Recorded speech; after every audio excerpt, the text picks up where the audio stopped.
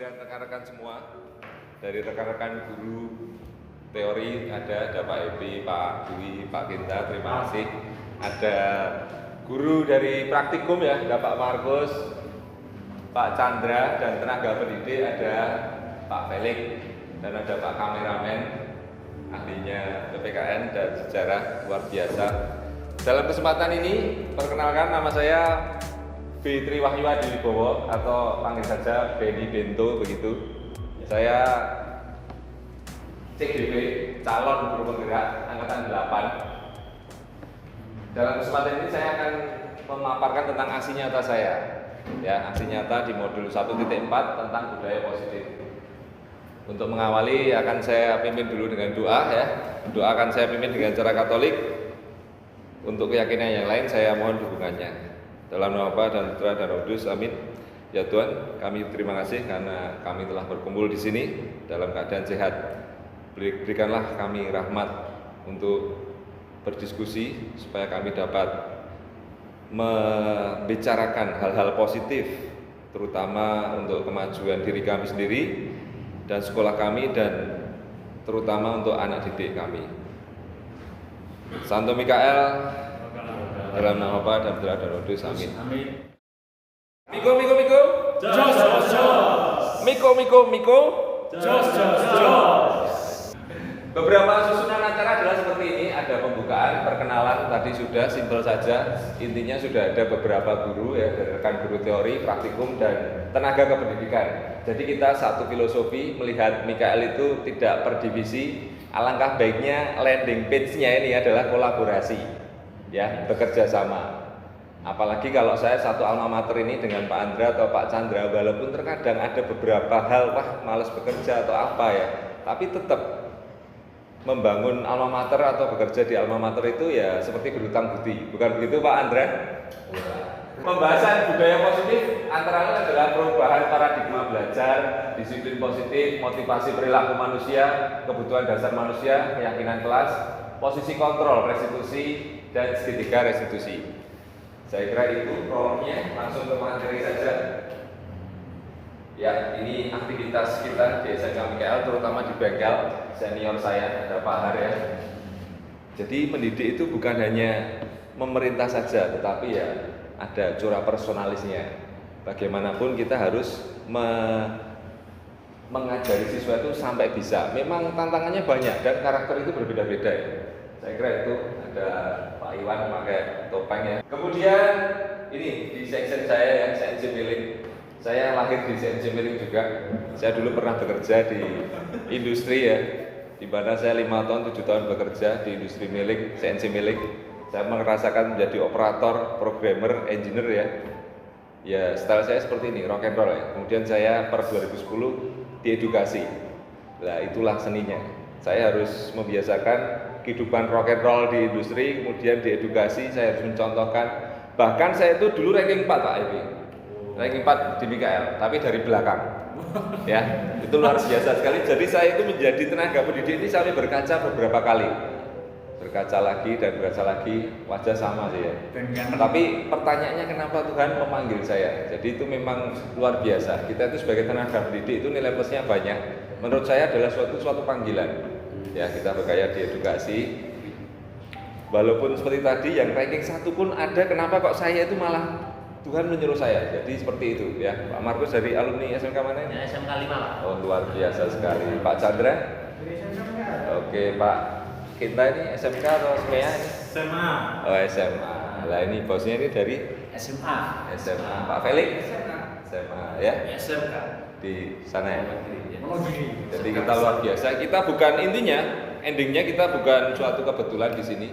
Kita dipertemukan di SMK Mikael ini dalam suatu kesatuan. Mau nggak mau kita harus mensupport alma mater itu. Miko.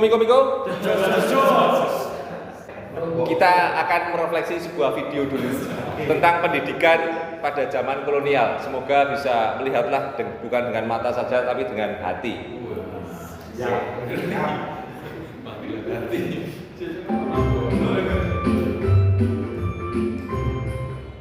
Mandiri, inovatif, kolaboratif, inovatif. Luar biasa. Salam dan bahagia, Bapak Bapak Ibu calon guru penggerak. Video ini akan menggambarkan tentang pendidikan zaman kolonial, sekaligus menjadi pengantar bagi Anda untuk berefleksi kembali perjalanan pendidikan Indonesia dari zaman kolonial hingga saat ini.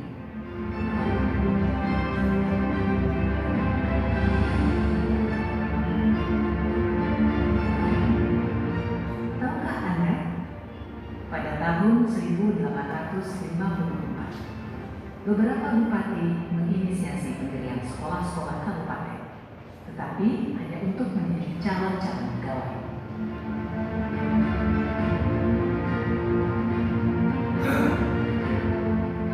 Kemudian tahun yang sama, lahirlah sekolah-sekolah Bumi Putra yang hanya mempunyai 3 kelas.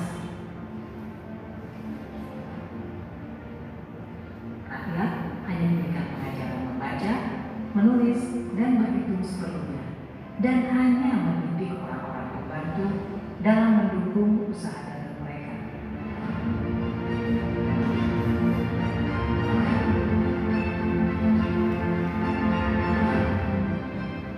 Pemerintah Hindia Belanda memberikan kelonggaran kepada para calon mudir dokter Jawa untuk mendapatkan pendidikan dan pengajaran.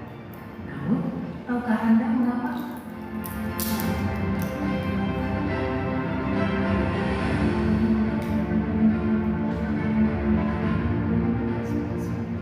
Pada tahun 1920, lahirlah cita-cita baru yang memimpikan perubahan radikal dalam pendidikan dan pengajaran.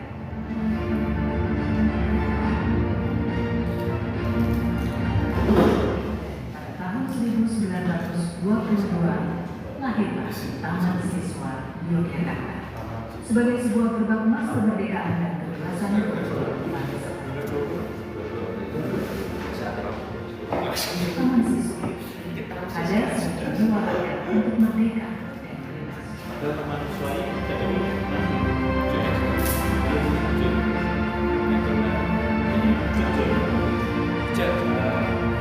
jalan taman siswa.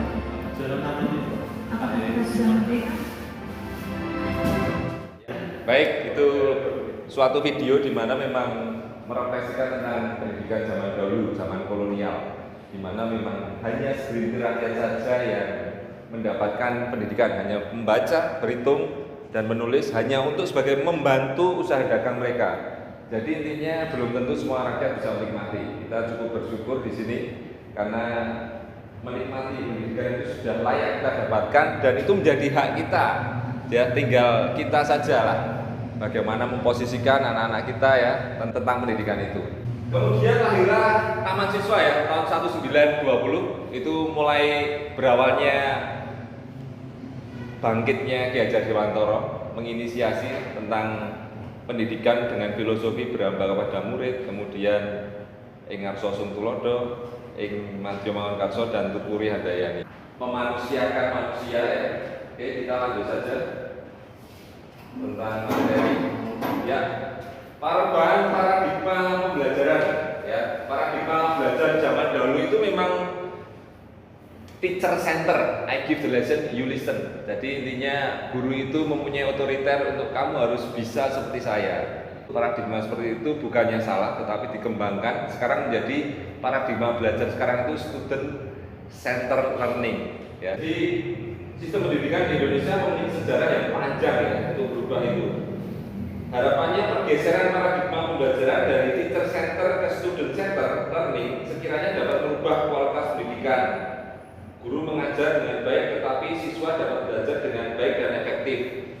Jadi tidak hanya guru saja yang senternya, tetapi banyak media pembelajaran. Intinya explore ya, explore ada video, kemudian ada praktisi ya, kemudian belajar langsung dengan orang lain. Jadi guru hanya mendampingi. Tetapi yang ditekankan di perubahan paradigma belajar ini adalah perubahan paradigma stimulus respon menjadi teori kontrol. Stimulus respon itu seperti apa? Ya seperti kita mencoba mengubah orang agar berpandangan sama dengan kita, menjadi kita berusaha memahami pandangan orang lain tentang dunia. Jadi cenderung tidak otoriter saya. Kesimpulannya siswa mengikuti instruksi guru.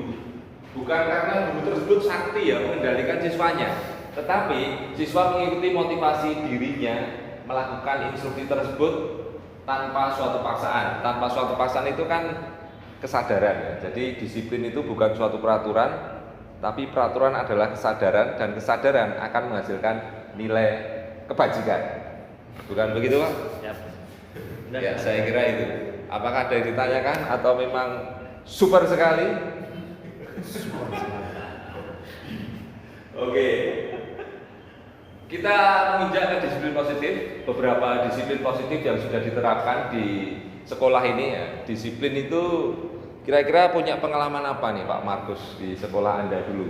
Entah itu di TK sampai dengan SMK, pengalaman disiplin. Ya, pengalaman waktu sekolah di SMK itu syukur ya, puji Tuhan belum pernah saya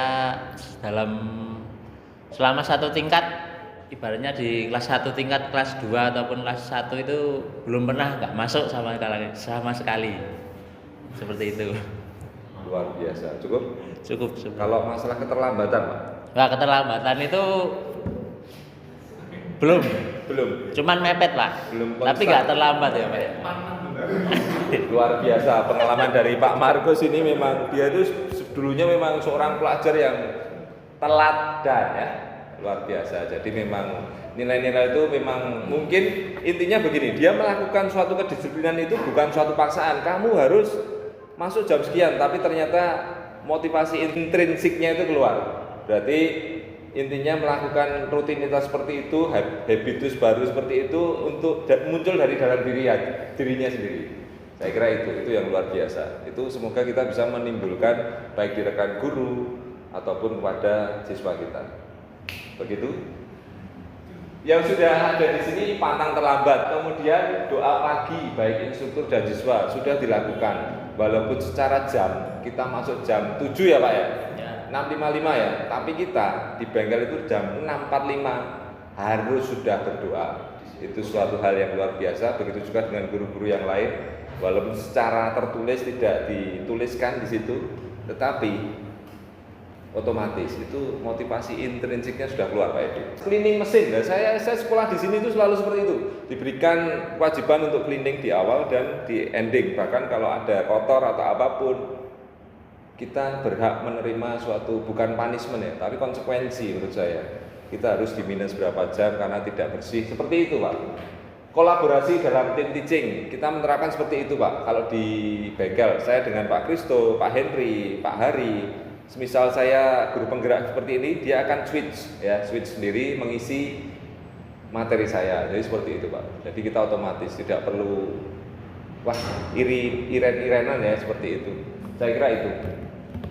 Kompensasi kerusakan alat. Nah ini disiplin positif yang mendidik ya saya kira. Jadi supaya siswa itu tidak, kan kalau merusakan alat kemudian harus mengganti jam minus sesuai harga alat tersebut, karena untuk mengantisipasi siswa menggunakan di luar SOP, standard operation. Nah, seperti itu akan terbawa di pekerjaan juga. Salam dan sapa ini cenderung ke humanis ya, bersahabat dengan siswa. Itu alangkah baiknya kita mulai ya rakyatkan senyum guyu dewe ya, gitu. Karena kita pasti ya, kita harus profesional di sini walaupun memang sulit ya, kita pasti punya problem masing-masing di rumah. Tanggal tua ya, itu anaknya butuh sekolah ya, pusing kita ya. Tapi kita, kalau saya berfilosofi begini, kalau saya berangkat, saya harus mengondisikan saya itu sewaras mungkin. Kalau saya pulang, saya juga harus mengondisikan sewaras mungkin juga untuk menghadapi orang di rumah. Itu selalu terus. Ya walaupun prakteknya memang kadang oke, kadang tidak, ya itulah dinamika dalam hidup. Begitu Pak Sulis? Masuk. Oke. Lah, ini ada yang baru nih Pak Sulis.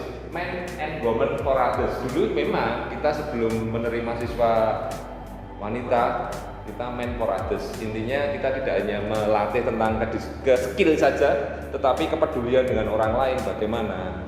Ya, hubungan dengan sesama, hubungan dengan Tuhan, bukan begitu Mr. Happy? Betul. Oke, luar biasa. Cura personalis, ya. Kurang. Pura personalis. Ya, tipe Pak. itu. Itu tentang disiplin positif yang sudah ada. Akan saya slide-kan tentang beberapa gambar di sini. Ya, itu Pak Dani memimpin doa. Itu dijadwal kayak kita ya. Kemudian siswa di sini bukan mengecat gapura itu ya. Nah itu cleaning mesin itu ternyata ya. Cleaning mesin ya.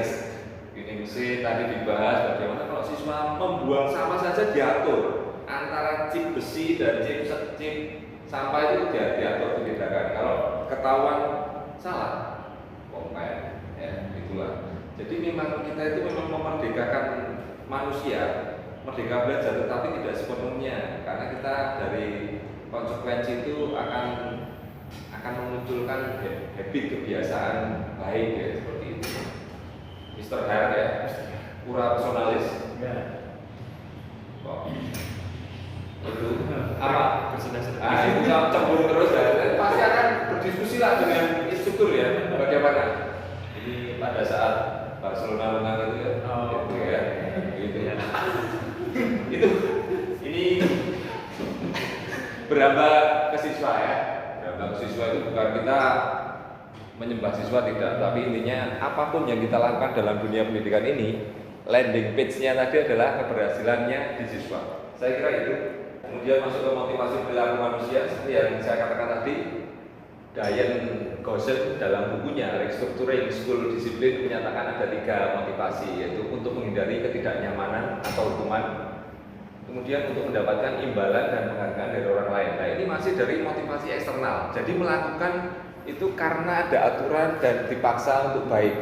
Tetapi kalau sudah masuk ke ranah yang ini untuk menjadi orang yang mereka inginkan dan menghargai diri sendiri dengan nilai-nilai yang mereka percaya, ini sudah mulai dari kemauan dari diri. Bagaimanapun caranya, saya sudah pernah terlambat, tapi puji Tuhan sangat jarang. Kemarin saja ya, karena bangun jam 6:30 ya sudah, saya terlambat 7 menit. Seperti itu. Wajar, itu manusiawi. Kita tidak mungkin perfect sebagai manusia, logis sekali. Yang membuat peraturan pun pasti juga susah nerakanya, bukan gitu. Oke. Kita masuk ke kebutuhan dasar ya. Singkat saja, kebutuhan dasar manusia. Ini tentang diri kita sendiri dan juga dengan siswa kita. Kira-kira kebutuhan dasar bertahan hidup. Nah ini Pak Chandra ini pernah bekerja di industri. Bisa menceritakan 1-2 kalimat tentang survival di industri, Pak ini? Di industri itu penuh tekanan karena kita dituntut oleh waktu dan produk di mana pun harus ada target. Beda kayak di edukasi, kita cuma ngajar. Kalau di industri ada target, dilatih kedisiplinan sama waktu untuk mendapatkan suatu produk jadi. Super sekali, super sekali. Itu pendapat dari Pak Chandra ya, itu dari sisi industri. Kalau dari Pak Ulis ini, kira-kira sudah pernah bekerja di mana? Mengenai survival itu, pengalaman survival itu apa? Atau di hutan, di rasa gitu? Ya, pengalaman saya di industri ya, di perusahaan itu kedisiplinan jangan diutamakan ya, karena kita berangkat dari pagi, pulang sore bahkan malam ada jam lembur itu ya. Lalu di situ dunianya sangat disiplin dan kita ada target untuk hasil produksi sehari berapa itu. Jadi kita harus dikejar-kejar oleh waktu dan ini kedisiplinan harus diutamakan karena ada targetnya dan itu juga harus mempunyai spesifikasi yang diinginkan oleh perusahaan. Jadi kita tidak sembarangan ya, ada SOP-nya juga. Luar biasa. Begitu Pak, kurang lebih seperti itu. Guru Jadi agama ya Pak ya? Oh iya. Tapi punya pengalaman kerja di industri. Dan ada PKN. Ilmu yang di industri, nilai-nilai yang tidak ada di sekolah itu tentang nilai tadi ya, tentang target bisa dibawa ke itu. Harapannya semoga itu Pak bisa diceritakan ke siswanya tentang kultur bekerja di industri seperti apa ya. Pengalaman itu boleh di-sharekan. Luar biasa, super sekali ya. Kemudian mengenai kebebasan ini mungkin Pak Felix kira-kira seperti apa nih Pak Felix, kebebasan ini? Kebebasan mengekspresikan pendapat. Oke. Cukup cukup. Yes. Luar biasa. Itu memang benar. Jadi siswa kita itu kadang-kadang juga diberikan kebebasan haknya ya. Karena kalau 5 unsur ini tidak terpenuhi, pasti siswa itu akan error. Dan tapi juga kita tidak menutup mata, siswa kita banyak. Jadi jadilah suatu komunikasi dengan siswa kedua arah itu supaya bagus, supaya terjadi ini harus balance. Luar biasa. Kalau kesenangan ini, nah ini Pak Kinta ini kira-kira apa nih? Kesenangan ini. Kesenangan untuk menentukan pilihan. Ya, kita memilih apa? Suatu misalkan memilih makan aja. Pengen makan bakso atau makan mie. Nah, itu Pak Beni. Luar biasa Pak Kinta. Pak Kinta ini juga sudah GP, bukan Grand Prix ya, tapi guru penggerak. Luar biasa sekali. Saya harus belajar dengan beliau ya. Kalau untuk penguasaan atau power ini, menurut analisa supporter Barca ini bagaimana? Jadi power itu menunjukkan otoritas. Ya, jadi bagaimana saya mempunyai otoritas terhadap orang lain. Nah, misalnya di Barcelona itu presidennya pasti punya otoritas. Jadi itu kebutuhan dasar untuk menguasai orang lain. Wah, menurut saya. Luar biasa Mr. Happy, thank you sekali ya, guru bahasa Inggris yang super power menganalisis power itu dengan pendekatan sepak bola tadi ya, luar biasa ya.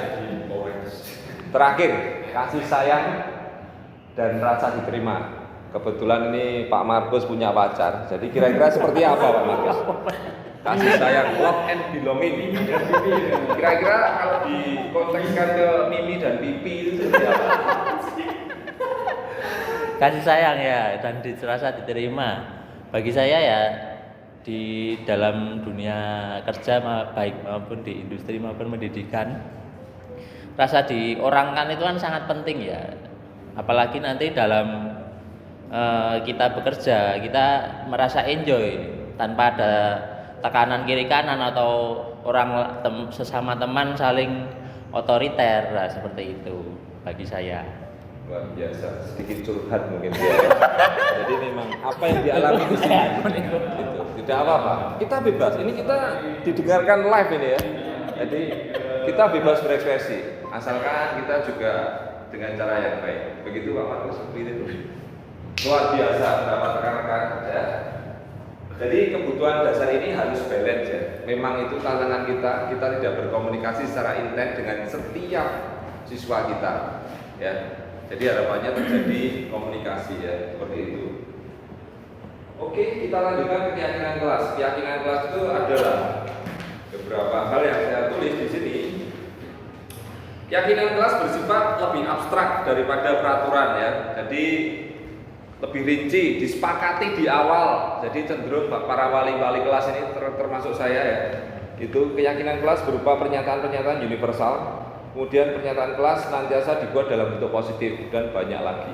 Bisa menggunakan metode apa dan seperti tidak apa seperti ya. Mungkin kebalikannya seperti itu. Ya, memiliki empati, tidak memedulikan, berpartisipasi, tidak suka berbagi. Jadi ini dipajang biasanya ya, seperti poster itu tanda dalam programmer.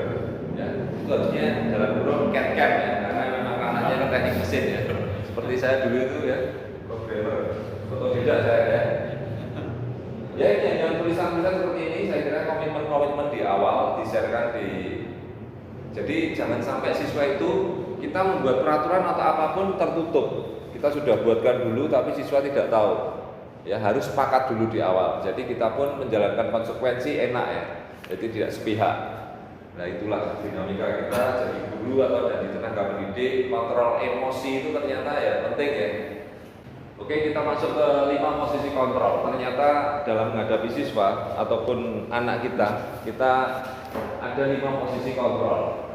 5 posisi kontrol restitusi ya menurut Gary Dawson ini.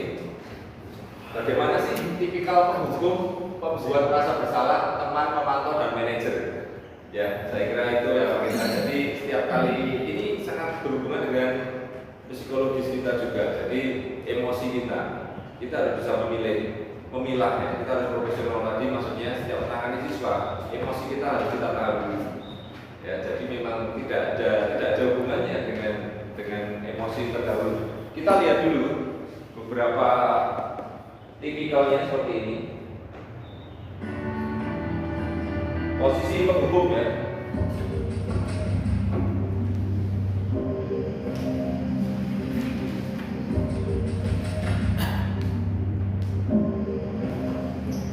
Naren, sini kamu. Ya. Selalu terlambat. Kamu deh, pasti terlambat. Maaf Bu, saya Apa? Apa coba? Alasan kamu apa lagi? Kapan sih kamu tidak terlambat? Malas sekali ya kamu jadi anak. saya Dasar pemalas. Gak kapok-kapok sih kamu. Sudah berapa kali terlambat? Sana, kamu keliling lapangan basket 2 kali. kenapa saya harus keliling lapangan basket Bu? Kenapa? Kamu melawan ibu. Berani-beraninya jawab. Sudah terlambat, masih berani jawab pula. Sekarang, keliling lapangan basket 5 kali sekalian. Biar kapok. Cepat. Pergi sana ke lapangan basket. Ya, itu salah satu sifat penghubung ya. Mungkin yang saya katakan seperti itu. Ada kalanya kita sebagai tenaga pendidik ya, kilaf juga karena kita memang manusiawi ya. Setiap kali ada permasalahan, emosi kita langsung muncul di awal. Ya, mungkin emosi boleh ya, tapi melihat dulu kasus setiap siswanya. Kesalahan sekali, 2 kali, 3 kali atau 4 kali. Kalau frekuensinya cuma sekali, kita tentu mungkin tidak layak seperti itu. Ya, jadi ini tindakannya berbicara cenderung dengan nada tinggi, kemudian dampak terhadap murid itu apa? Murid menjadi pendendam, yang pasti dia akan luka hatinya. Lah, luka hati itu akan sangat sulit sekali. Akan melihat kita sebagai pendidik, mungkin kita bisa oke lah, yo sorry lah ya dulu, tapi belum tentu. Murid kita itu melihat sosok Pak Markus sangat galak ini, Pak Markus, mending menghindar. Nah, begitu daripada digeletak tadi ya. Itu. Kemudian yang kedua adalah pembuat merasa bersalah. Nah, ini yang saya ingat. Waduh.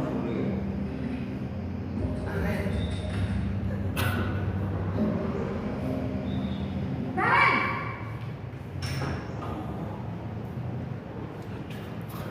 Selamat pagi Bu. Naren, kamu kenapa terlambat lagi, nak? Ya Tuhan, Naren. Kamu senang ya bikin ibu susah ya? Kalau kamu terlambat lagi, nanti ibu yang ditegur bapak kepala sekolah, nak. Disangka ibu tidak bisa membina kamu. Duh, gimana ini? Maaf Bu. Duh, Gusti Naren. Kamu suka ya kalau ibu ditegur bapak kepala sekolah? Terus, sekarang ibu harus tulis apa ini di buku absen? Nah, gitu. Ini kamu sudah sering terlambat loh. Ibu harus apa coba? Maaf Bu. Maaf sekali. Ya sudah, lain kali jangan bikin ibu susah lagi ya nak ya. Ibu tidak akan kuat lagi kalau kamu gini terus. Bisa jantungan kalau ibu ditegur bapak kepala sekolah. Ya, jadi memang kalau buat merasa bersalah ini sebenarnya dijelaskan nadanya flat ya, tidak mengeksekusi, ya datar, lembut ya, tetapi dampak terhadap murid ini masih mengondisikan murid itu dalam kondisi kegagalan, bukan identitas sukses. Ya, identitas gagal kemudian bergeser menjadi identitas sukses. Dalam artian dari salah menjadi benar. Ini tetap masih kurang rekomendasi. Yang ketiga adalah sebagai teman ya. Sebagai teman ini cenderung membombong ya. Ini sebagai teman. Selamat pagi Bu. Wah, sudah jam berapa ini nak? Terlambat lagi ya sayang. Iya Bu. Habis ibu saya lupa bangunkan saya Bu. Kamu malah menyalahkan ibu kamu. Kamu bukannya anak yang larinya paling kencang. Kok terlambat sih? Iya Bu. Saya memang terlambat bangun tadi. Jadi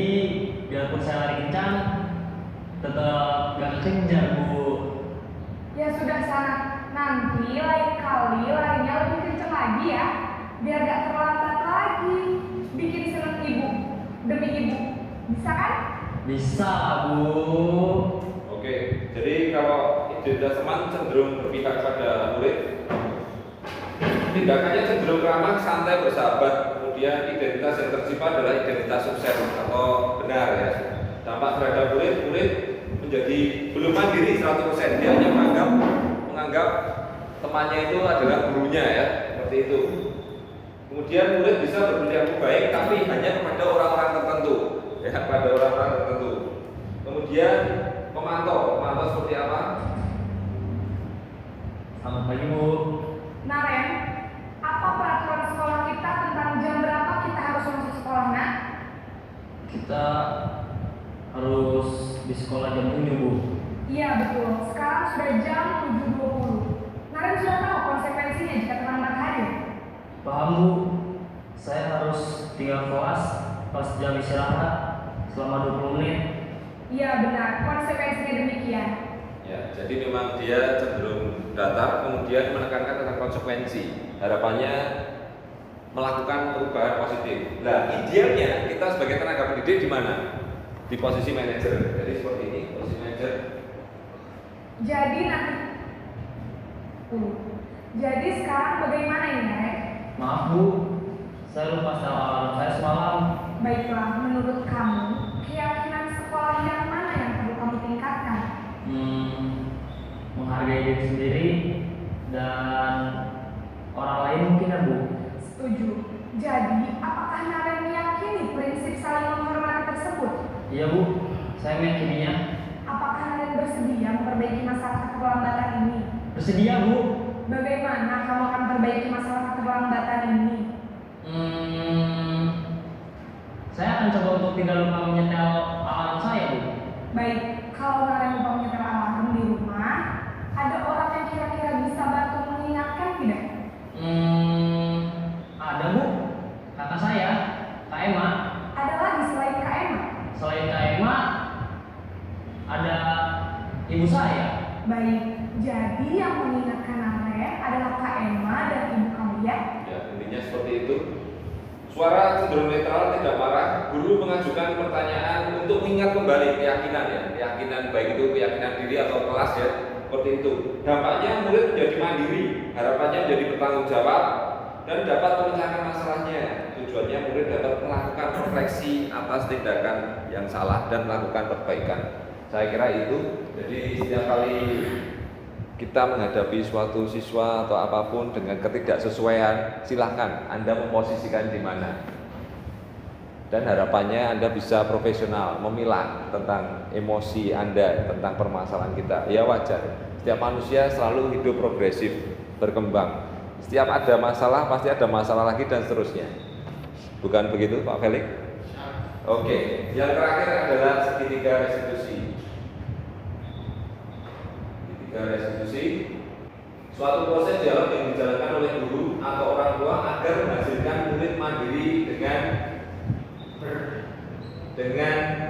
bertanggung jawab. 3 langkah segitiga restitusi antara lain adalah seperti ini. Yang pertama adalah menstabilkan identitas, memvalidasi tindakan yang salah, menanyakan keyakinan.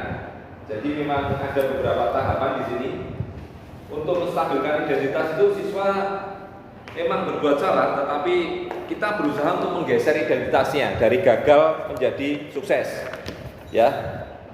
Kemudian silakan diajukan ya pertanyaan seperti membuat kesalahan apakah sesuatu yang wajar? Manusia tidak ada yang sempurna. Jadi seperti itu, tidak langsung dieksekusi ya. A, B, C, D, E itu ya kata-kata kasar keluar. Kasihan sekali ya. Walaupun saya juga mungkin pernah ya, karena memang beberapa mungkin di luar tidak di sekolah, beberapa kejadian yang memang kok berulang-ulang seperti itu terus ya, kita emosi seperti itu hal yang wajar. Kemudian ada memvalidasi tindakan yang salah. Guru akan bergeser dari stimulus respon menjadi proaktif. Pertanyaan disampaikan dengan suara yang tidak menghakimi. Bisa mengajukan pertanyaan seperti kamu pasti punya alasan kenapa melakukan hal tersebut ya. Yang terakhir menanyakan keyakinan. Jadi endingnya di terakhir itu kita itu stabilkan dulu validasi endingnya di sini. menanyakan keyakinan. Harapannya siswa memberikan refleksi, kemudian melakukan perubahan positif. Saya kira itu diskusi hari ini. Kemudian ada kesimpulan ya.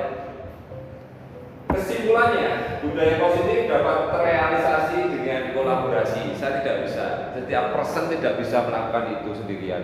Mungkin kalaupun bisa, ranahnya hanya internal saja, tidak bisa ke suatu komunitas. Ya, misalnya saya berkolaborasi dengan Pak Markus ini ya, mungkin akan menghasilkan sesuatu yang lebih hebat dan akan lebih banyak lagi. Kita selalu terintegrasi ya. Pendidikan tidak bisa dilaksanakan dalam suatu fase. Di SD oke, SMP oke, harapannya di SMK itu akan semakin oke. Kita tidak tahu kalau di SD, SMP tidak benar menanganinya, menjadi tanggung jawab kita akan semakin sulit seperti itu. Ya ibaratnya kita mendidik anak saja. Ki Hajar Dewantara menerapkan seperti itu. Dia membuat filosofi seperti itu, mengibaratkan dia mendidik anaknya sendiri. Saya kira itu. Kemudian untuk menjamin kolaborasi ini, komunikasi harus baik. Untuk menjamin komunikasi, relasi harus baik. Terakhir, untuk menjamin relasi harus saling berkontribusi. Selesaikan permasalahan dengan tahapan restitusi, jangan dengan emosi. Tadi sudah kita bahas. Diharapkan dalam posisi kontrol kita sebagai manajer. Nah, ada suatu diskusi singkat, apakah hukuman dapat mendisiplinkan siswa? Ada yang bisa menjawab. Kalau kita bawa Merdeka Belajar ini ke ranah vokasi di tempat kita, di mana disiplin ini hubungannya dengan safety ya. Kita di mesin itu dengan safety. Mas, mbok jangan gitu mas, hati-hati mas. Apakah bisa seperti itu? Bagaimana menurut Mr. Happy ini? Caranya kira-kira konkretnya bagaimana ya? Secara umum tidak mesti di bengkel. Jadi secara umum di sekolah kita itu hukuman bisa mendisiplinkan siswa asal kecuali jika pertama harus ada persepsi yang sama antara semua komunitas sivitas akademika. Jadi semua memiliki keyakinan yang sama. Tadi di restitusi kan keyakinan itu penting. Jadi siswa yakin bahwa disiplin ini penting. Dan setelah semua komunitas itu yakin, mempunyai persepsi keyakinan yang sama akan pentingnya peraturan ini, baru setelah itu membicarakan jenis hukuman yang konstruktif, bukan destruktif. Ya, jadi jenis hukumannya bukan hanya semata-mata sanksi, tetapi ada makna lain yang mendidik. Betul sekali. Itu. Jadi bisa, sangat bisa. Pertama persepsi yang sama, keyakinan yang sama. Dan siswa juga yakin ini penting peraturannya dan juga jenis hukumannya. Begitu. Luar biasa pendapat dari Mr. Happy, walaupun guru teori ya bahasa Inggris, tetapi pemikirannya vokasi dan industri ya Pak. Nah, itu luar biasa. Karena memang juga humas ya Pak. Nah, itu luar biasa. Kompensasi alat adalah hukuman atau konsekuensi. Ya ini saya kira hampir tipis-tipis ya. Mungkin kalau hukuman itu jangan bersifat destruktif tetapi konstruktif yang mendidik.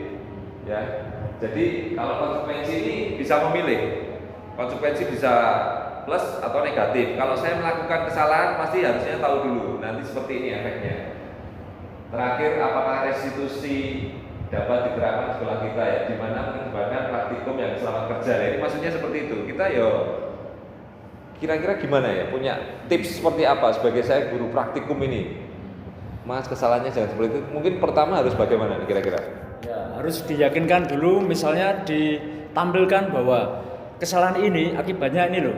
Nah, mungkin saya boleh cerita dulu waktu kerja di pertambangan, ya itu fatality atau kecelakaan kerja berakibat kematian. Itu tidak saja operator atau mungkin leading hand itu supervisornya, tapi langsung satu garis sampai direkturnya itu dipecat semua. Nah, seperti itu. Jadi memberikan gambaran bahwa ini loh, kalau kita melanggar peraturan ini akibatnya bukan hanya kamu yang rugi, tapi juga orang lain bisa rugi. Nah, ini pasti akan membuka mata mereka. Oh ya, saya salah ini bukan hanya untuk dihukum, tapi juga nanti bisa berakibat yang lebih fatal, mungkin bukan hanya cedera tapi mungkin juga jiwa melayang itu. Jadi kesadaran itu yang penting. Ya luar biasa. Jadi memang disepakati di awal beberapa fatality yang ada disiarkan dulu. Ya karena memang lalai itu berbahaya sekali. Karena di teknik mesin saya masih utuh seperti ini, bersyukur. ternyata beberapa teman saya ada yang terpotong jarinya atau apa, bahkan kehilangan nyawa sampai cacat seperti itu ya. Jadi memang berhati-hati, harus fokus. Kalaupun capek ya istirahatlah sejenak itu di mesin. Oke, saya kira itu pembicaraan kita hari ini. Kemudian kalau closing statementnya ya kita adalah satu, kita harus kolaborasi. Kalaupun guru penggerak itu hanya berdiri sendiri tidak akan mungkin ya. Jadi harus menggerakkan seperti Bergerak jargonnya guru penggerak apa? Menggerakkan. Iya. bergerak. Bergerak, menggerakkan. Jadi intinya endingnya ke kolaborasi untuk melakukan suatu perubahan dengan inquiry apresiatif itu tadi ditelurkan ke Bagja ya Pak ya. Kemudian menjadi tindakan yang konkret. Karena kita satu alma mater ya, bekerja sesuai salary itu saya kira tidak akan berkembang menurut saya. Kalau saya di industri seperti itu, misalnya saya seorang operator mesin CNC, saya tidak mau belajar camp karena gaji saya hanya operator. Itu menurut saya kurang pas. Jadi bekerja itu kita harus visinya ke depan. Ya, kita mendapat hal yang positif baru bagi kita walaupun tidak sesuai job salary kita, tetapi suatu saat pada saat kita mendapat tawaran di PT lain, oh sudah mempunyai ilmu itu. Terima kasih rekan-rekan atas supportnya, ya luar biasa. Breaking. Miko.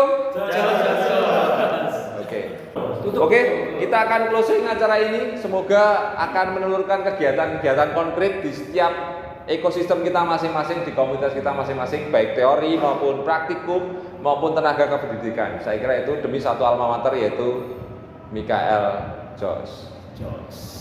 Dalam nama Bapa dan Putra dan Roh Kudus, amin. Ya Tuhan, kami terima kasih karena telah Engkau kumpulkan. Terima kasih Engkau telah menyertai kami karena kami dapat men-sharingkan hal-hal positif terutama di komunitas kami bekerja. Semoga apa yang kita sharingkan ini dapat menghadirkan kegiatan konkret yang nyata, terutama baik untuk kami sendiri dan juga sekolah kami dan terutama untuk siswa kami. Terima kasih, Santo Mikael, dalam nama Bapa dan Putra dan Roh Kudus, amin.